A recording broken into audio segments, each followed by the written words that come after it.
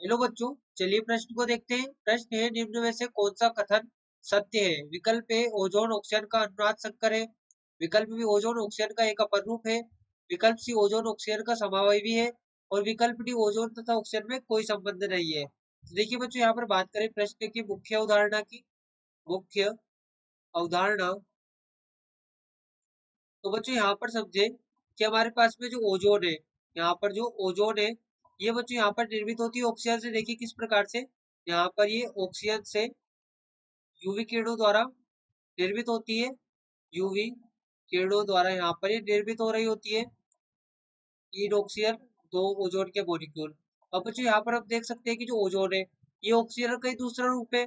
यहाँ पर ozone, ozone या आप कहें O3, यहाँ पर ऑक्सीजन का ही, यहाँ पर ऑक्सीजन का ही दूसरा दूसरा रूप है, दूसरा रूप है।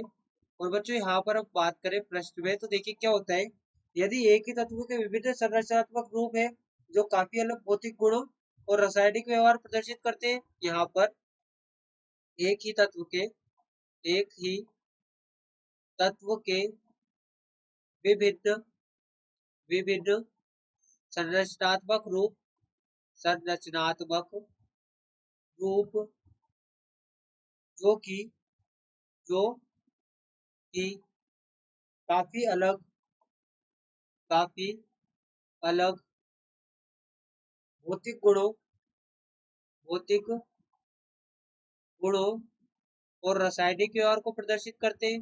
भौतिक गुणों और रासायनिक व्यवहार को, रासायनिक व्यवहार को प्रदर्शित करते हैं, प्रदर्शित करते हैं।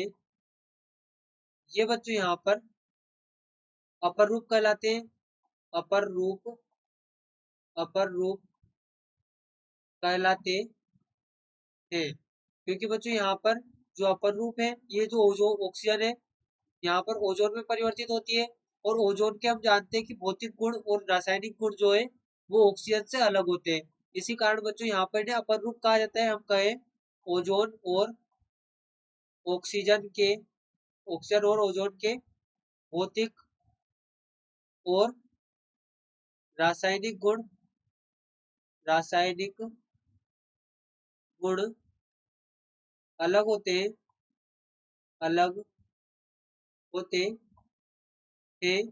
फिर भी बच्चों ये है तो एक ही तत्व के संरचनात्मक रूप, ये तो यहाँ पर एक ही तत्व के विभिन्न संरचनात्मक रूप, तो यहाँ पर एक ही तत्व के, एक ही तत्व के संरचनात्मक, संरचनात्मक रूप है। इसी कारण से बच्चों यहाँ पर इन्हें अपर रूप कहा जाता है। तो हम कहें कि ओजोन ऑक्सीजन का एक अपर रूप है। ये यहाँ पर हमारा विकल्प बी सही उत्तर होगा इसमें, क्योंकि यहाँ पर हमें दिया गया है कि ओजोन ऑक्सीजन का अपर रूप है, तो हमारा विकल्प बी सही उत्तर होगा। आशा करते हैं आपको प्रश्न समझ आया होगा।